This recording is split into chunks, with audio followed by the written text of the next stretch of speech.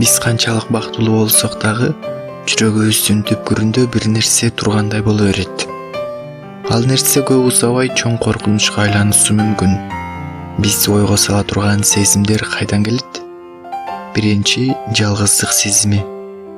Адам өзүн бул жашоодо жалгыз сезүү жалкоолуктун белгиси.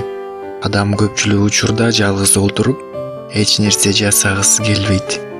Жалгыздык сезим мына ошондон келип чыгат.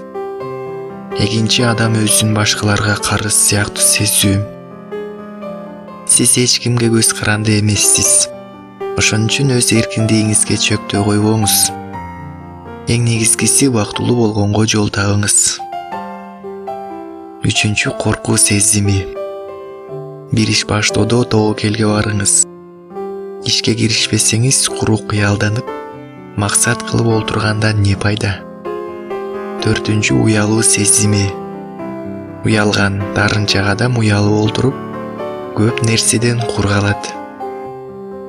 Бешинчи, тандоо жасай албоо сезими. Кээде оюбуз чачырандуу болуп, тандоо жасай албай калабыз. Натыйжасында башканын оюна муктаж болобуз.